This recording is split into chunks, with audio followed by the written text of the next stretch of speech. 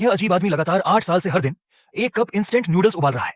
लेकिन अजीब बात यह है कि वह उन्हें कभी नहीं खाता। वह बस तेल के दाग को एक तौलिए से साफ करता है, फिर अपने फोन से एक तस्वीर लेता है और उसे अपने परिवार और करीबी दोस्तों के लिए एक पोस्ट में डालता है। ऐसा करने का उसका मकसद फोन मालिक के जिंदा होने का झूठा बहाना बनाना है। पिछले 8 सालों में उसने इस तरीके से 8 खूबसूरत लड़कियों को मार डाला है और उसकी एंटी डिटेक्शन क्षमता बहुत मजबूत है। हर बार वह पुलिस के तलाशी अभियान से बच जाता है। एक रात एक लड़की काम के बाद बहुत थकी हुई थी और बस में सो गई। जब वह अपने स्टॉप पर पहुंची तो उसका फोन गलती से फर्श पर गिर गया और आदमी को मिल गया। स्क्रीन पर लड़की की प्यारी तस्वीर देखकर उसकी रुचि जाग गई। वह लड़की की निजता में झांकने के लिए फोन खोलना चाहता था, लेकिन उसने कई बार कोशिश की और पासवर्ड नहीं तोड़ सका।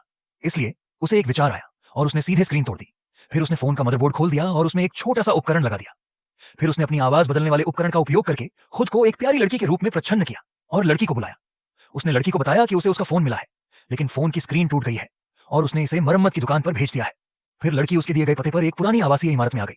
गलियारा बहुत अंधेरा था और वहां कोई भी नहीं था।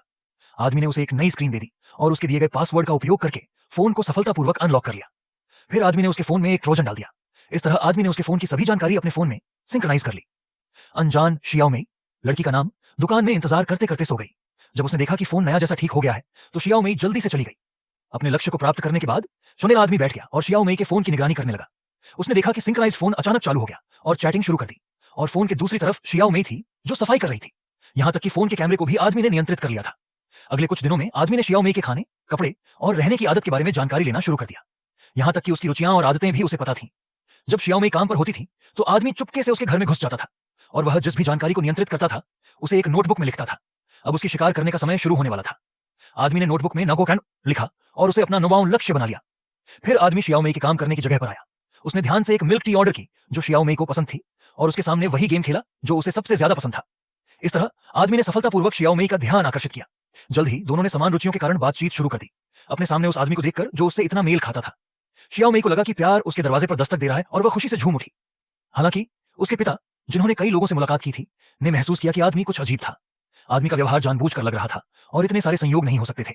उन्होंने शियाओमेई को उससे दूर रहने की सलाह दी, लेकिन शियाओमेई इस अचानक आए प्यार के जाल में पूरी तरह से फंस चुकी थी।